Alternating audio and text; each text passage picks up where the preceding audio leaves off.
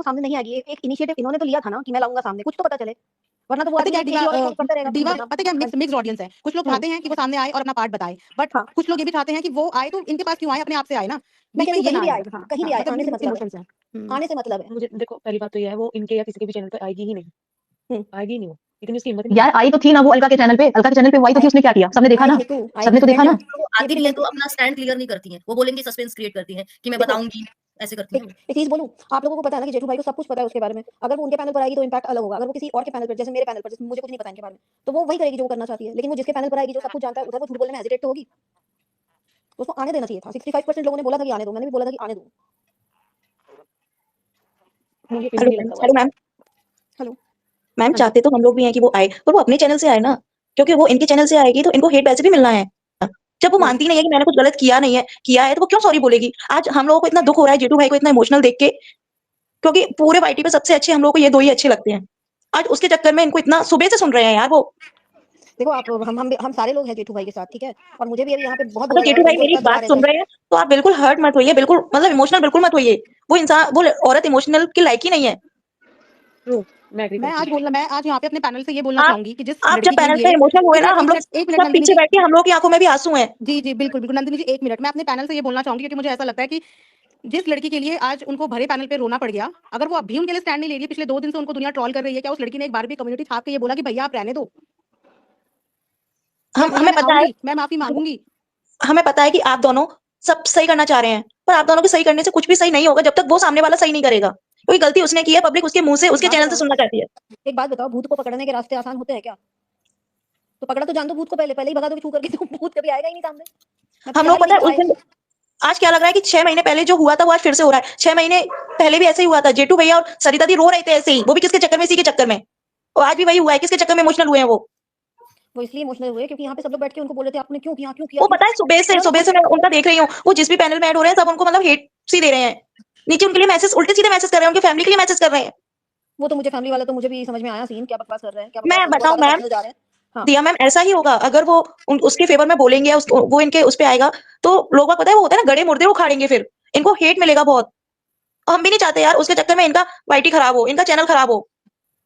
नहीं देखिए, उससे इनका चैनल तो नहीं खराब होगा। जो इनको प्यार करते हैं ना वो लास्ट तक करेंगे। लप्पू भाई देख लो आप लोग, हुआ क्या उसको, कुछ आराम से हीरो बन रहा है, रात को उसकी लाइफ पर एंजॉय करो आप लोग। मैम इमेज तो खराब होगा ना। जो आज हम लप्पू को और ये आयरन लेडी को गालियां दे रहे हैं, उसके बारे में बोल रहे हैं, कल रिएक्शन वाले इनके पे भी रिएक्शन देंगे। हेलो बोलिए। हेलो, हाँ, एम हेलो, आई हाँ जी। ऑडिबल? हेलो, हाँ, यस। मैं प्रभा जी बोल रही हूँ। Hello to all panelist. हाँ, एक्चुअली हाय, हाँ जेठू जी भाई मैम ने बोलिए। हेलो हेलो जी जी एक्चुअली बोलिए जेठू मैम। भाई ने मुझे मिसअंडरस्टूड कर दिया सुबह पोलकोलॉजी में। I am a panelist from the Pollcology, okay. तो ओके। मैंने उनको सिर्फ ये कहा, अर्पिता जी वहाँ पे आए थे तो उनके बातों में, और ये मैंने बहुत सारे लाइव में कमेंट्स में ये देखा था कि कहीं जेठू भाई पे दबाव तो नहीं है सरिता जेठू जी पे कि उनकी कुछ निजी चीजें लाएंगे, इसलिए तो वो ये क्लियरेंस नहीं देना चाहते हैं ना, ये कहा था। और कल मैंने भी सच जो स्वाति जी के यहाँ में जाती हूँ वहाँ पे भी मैंने कहा कि जेठू भाई आपका इमेज बहुत बड़ा है हमारी नजरों में, आप एक बहुत आदर्श दंपति है। तो अभी वो मतलब अलका जी ने भी उनको क्लियरेंस देने की कोशिश की, सभी ने की, पर वो उन्होंने कहा मैं लीगल गई हूँ, तो मुझे लीगल गई हूँ तो मैं नहीं बता सकती, या फिर मैं इस विषय में कुछ भी बोलना नहीं चाहती। तो मैंने कल वहां से भी यही कहा कि जेठू जी अगर वो खुद ही नहीं लेना चाहती तो आप उनका पक्ष लाके अभी क्या करेंगे, जब 1 महीना पब्लिक त्रस्त हो गई है, हैरेस हो गई है, अभी उनका पक्ष वैसे भी सुन के क्या करेंगे? ठीक है, अगर आप अपना पैनल देना चाहते हो, उनको पक्ष रखना चाहते हो, कोई नहीं, क्या फिर उनका पक्ष रखने के बाद क्या ये जो 1 महीने के उनके जो भी ब्लॉग सभी के क्लियरेंस और क्लीन चिट देना है तो सब क्लियर कर दो वाईटी से, ताकि हमें ये गंदगी वाईटी पे फिर दिखाई ना दे और पब्लिक का रोष ही नहीं बढ़े। तो ये मैंने कहा था। और आज जब अर्पिता जी आई थी तो वहाँ पे बातों बातों में मैंने कहा कि वाईटी के कुछ लाइव में ऐसे कमेंट्स आ रहे हैं कि कहीं जेठू भाई पे और सरिता जी पे कुछ दबाव तो नहीं, कि कहीं उनकी जो भी है निजी चीजें कुछ पहले हुई थी तो उनको लाने के इसमें तो वो ला रहे हैं। तो ठीक है, जेठू भाई ने अभी कहा कि इंसानियत के नाते या फिर उनके एज अ फ्रेंड है वो, या फिर उनके साथ उनका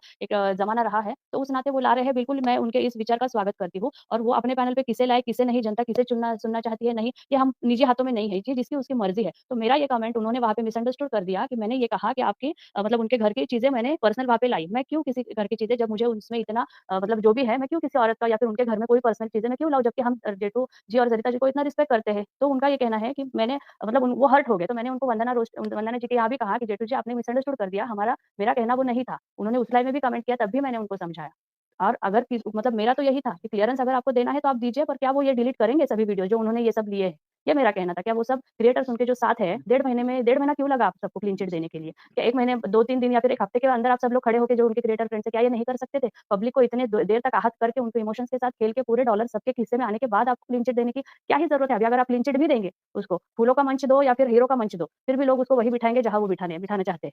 ये मेरा कहना था। और जेठू जी, आपके किसी भी पर्सनल इस पे हमको कोई भी हक नहीं है, और मैं तो हर औरत के लिए खड़े रहना, ये बिल्कुल हर औरत का है, और उसकी इज्जत क्या होती है ये भी हम जानते हैं। तो आपके लिए, तो आपके पर्सनल चीजों के लिए तो हम ये सोच कभी करेंगे भी नहीं जेठू जी। तो आप प्लीज मिसअंडरस्टैंड मत कीजिए मेरे उस स्टेटमेंट को, प्लीज। हाँ, और इसकी भी हमने वही कहा था कि अगर तुम्हारा साइड है तो तुम रखो, तुम अपना पक्ष रखो। देखो, अगर हमको, जब तक तुम अपना पक्ष रखोगे नहीं, हमको कैसे पता चलेगा कि आदमी सही बोल रहा है या गलत? तो अगर ये स्टार्टिंग में अपना पक्ष रखती ना, तो शायद उसको आज इतना हेट नहीं मिलता। यही हमारा कहना था कि हेलो एवरीवन। मैम, मैं भी कुछ बोलना चाहती हूँ। एक्चुअली मैं जो जगत दीदी हैं उनको पर्सनली जानती हूँ, बहुत अच्छे से जानती हूँ। ठीक है, एक टाइम पे मैंने भी पहले प्रभा जी को अपनी बातें क्लियर कर लेने दीजिए, फिर उसके बाद आप बोलिएगा। पहले प्रभा जी को ओके बोलने ओके दीजिए। हाँ, मैं 2 मिनट में चली जाऊंगी। तो मेरा ये कहना था अर्थमम जी, तो शायद वो जेठू जी को हर्ट हो गया, और वंदना जी के यहाँ मैं जब आई तो ये उतर गए, तो कुछ लोगों ने कहा कि आप रुकते तो जेठू जी, बात तो सुनते। मैं यही क्लियर करने वहां भी गई थी, तो ये मिसअंडरस्टूड हो गया उनको, या फिर और किसी ने कह दिया कि जेठू जी फिर आप प्रभा जी की बात सुन तो लेते, क्लियर तो कर लेते। तो उनको ऐसा लगा, किसी ने बोला कि वो भाग गए या फिर कुछ, ऐसा कुछ नहीं बोला था। उन्होंने कहा प्रभा जी की बात सुन तो लेते, आप उतर क्यों गए? और यही मेरा इंटेंशन था, ना कि आपकी किसी भी पर्सनल चीज को इलाके, क्योंकि हम ऑलरेडी आहत है भाई साहब, हम बहुत आहत है सबकी पर्सनल चीजें देखे। हमको ना किसी की पर्सनल चीजें अभी देखनी है, ना लानी है। और आपसे भी रिक्वेस्ट है कि कोई लाए ही नहीं, ना अपनी पर्सनल चीजें वाईटी पे दिखाए, ना कोई उसके ऊपर रिएक्शन दे, ना हम आहत हो, ना ही हम पब्लिक हैरेस हो। बस हो गया, बहुत हो गया। ये मुझे क्लियर करना था। Please don't misunderstood, please. I am never, we want to target your personal things हाँ, और your personal hopefully life. Jethu ji को अंडरस्टूड समझ गए होंगे वो। हाँ, अर्थ मॉम जी, गलत उन्होंने मेरे ले को लिया। गाइस